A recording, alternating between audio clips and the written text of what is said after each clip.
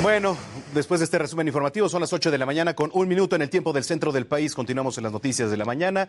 Las alertas se han comenzado a encender de nuevo alrededor del mundo tras la aparición de flurona, otro de los términos con los que estamos lidiando ahora, que es una mezcla de gripe y coronavirus. Imagínese usted. Vamos a hablar sobre esta situación y su posible impacto mundial. Me enlazo vía telefónica con la doctora Lauri Ann Jiménez. Ella es jefa del Laboratorio de Genética Molecular en la UNAM y doctora en Ciencias Médicas con especialización en microbiología. Doctora, ¿cómo está? Gusto saludarla. Muy buenos días.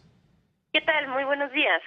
Oiga, a ver, estamos encontrando ahora este nuevo término que es flurona. ¿Qué tenemos que saber de él desde su experiencia? ¿Cómo lo ve? Sí, bueno, esto es algo que habíamos temido desde el invierno pasado, desde el invierno del año pasado, que afortunadamente no se dio. Es decir, una combinación o lo que vendría siendo una sindemia, que es gente infectada tanto por el virus de la influenza como por el virus que causa COVID-19. El año pasado esto, si bien se reportaron quizá unos poquísimos casos de esto, fue realmente muy raro porque casi no hubo influenza. Ahora, esta temporada, mientras que sí la influenza es mucho menor, la incidencia de influenza es mucho menor que en otras temporadas porque se sigue llevando en gran medida las herramientas de prevención contra COVID-19, que también son efectivos contra influenza. Hay poca influenza, pero sí hay más que el año pasado. Entonces ahora en algunas partes se está registrando casos de personas que simultáneamente están infectadas con influenza y con el coronavirus que causa COVID-19. Pues es... Ajá, Sí, diga, no, por sí. favor. No, adelante, doctora. Sí, pues es preocupante, pero necesitamos llevarlo a perspectiva, ¿no? Es decir, sí es preocupante y parece que las personas que tienen estos casos tienen formas graves de la enfermedad, es decir, que sí esto magnifica la gravedad es decir, se amplifica la gravedad de la influenza aunada con coronavirus y de coronavirus aunado a influenza. Desde ese punto de vista preocupa, pero no debemos perder de vista que siguen siendo excepciones, no reglas. Es decir, en los casos de estas infecciones combinadas son la excepción y no la regla. Oiga, doctora, a ver, esto es reciente porque, mire, por ejemplo, la pandemia pues empezó ya hace aproximadamente un par de años, ¿no? Y no habíamos escuchado este tipo de términos. ¿Por qué? Bueno, porque pues también fue una cepa nueva, ¿no? ¿A qué se debe que recientemente se haya encontrado esto? ¿Fue por estudios, etcétera? Se debe a lo que acabo de mencionar, es decir, el año pasado ya se había dado, esto no es enteramente nuevo, es decir, no es que ahorita se descubrió, nada más que se le dio este nombre de flurona y entonces ahora suena más rimbombante y parece que estamos hablando de algo nuevo. No es algo necesariamente nuevo. El año pasado ya se habían dado casos en el invierno de personas que tenían la infección combinada tanto del virus de influenza como del coronavirus a la vez, ¿no? Infecciones combinadas así. Pero repito, el año pasado pues prácticamente no hubo influenza, así que estos fueron casos muy aislados en el mundo que se llegaron a reportar. Ahora parece que la incidencia es mayor este año, pero de cualquier manera, repito, no es la generalidad, es decir, que no es que estemos viendo miles o decenas de miles de casos, es que sí se reporta, es algo que sabemos que puede suceder, que es grave cuando sucede, sí, pero no es algo que está ocurriendo, vamos a decir, con una incidencia muy elevada. Claro, hemos lidiado con diferentes variantes, ¿no? Alfa, gamma, delta, ahora Omicron, etcétera. ¿Podrían venir más? ¿Y usted cree desde su punto de vista que tendríamos que empezar a acostumbrarnos a vivir con esta cepa del COVID-19, doctora? Bueno, a ver, dependiendo qué es lo que quiera decir con acostumbrarnos.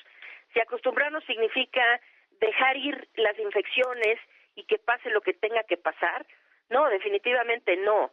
Acostumbrarnos a vivir con este virus no es dejarnos infectar. Acostumbrarnos a vivir con este virus es saber que necesitamos implementar de forma permanente las medidas preventivas para evitar los contagios. Entonces, sí, efectivamente, deberíamos ya haber aprendido a vivir. Y cuando digo vivir, es vivir y no infectarnos, vivir y no ponernos en riesgo de morir ante la situación que continúa de la pandemia. Pero aquí hay una confusión muy grave, que la gente cree en esta falsa dicotomía entre, pues ya ni modo, vamos a dejarnos todos infectar porque no hay remedio y todos vamos a acabar infectados, ¿no? Esto es falso, es absolutamente falso. La humanidad ha visto infecciones tanto o más contagiosas que COVID-19 y es mentira que todo mundo se infectó, ¿ok? Entonces, del otro lado de esto, un día vamos a ver el fin de la pandemia.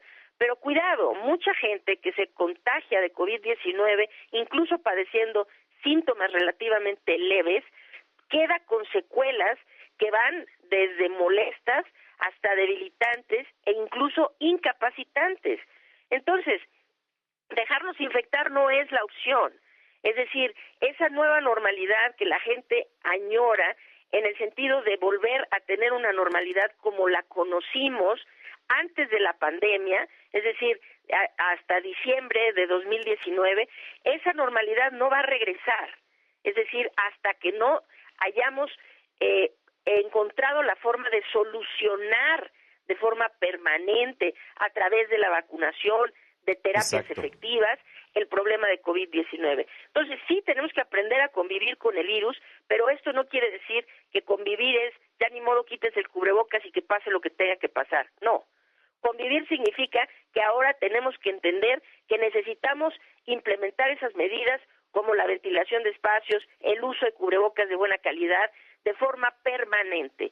Y eso nos permitirá convivir con el virus de forma segura. Sí, se lo preguntaba justo por eso, ¿no? Por lo que pasó también hace algunos años con el tema de la influenza. No es que quizás se haya normalizado, porque ahora, hoy en día, bueno, pues las vacunas se vuelven quizá ya una rutina y parte de nosotros. Pero pues también quizá en algún momento se vuelve parte de una rutina también estarnos vacunando y así seguramente va a suceder contra el SARS-CoV-2.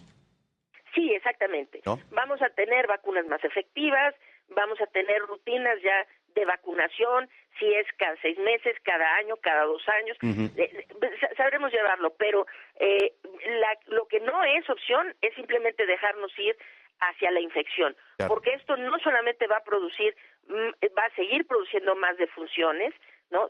Aunados a los ya más de 5 millones de seres humanos que han perdido la vida durante esta pandemia, sino que eso va a generar más personas con secuelas y esto, de forma muy importante, quiero enfatizar, dejar a la gente infectar genera más variantes.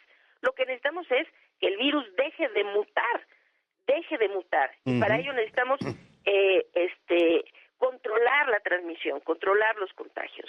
Pues doctora, le agradezco mucho que haya platicado esta mañana con nosotros. Que pase un feliz año.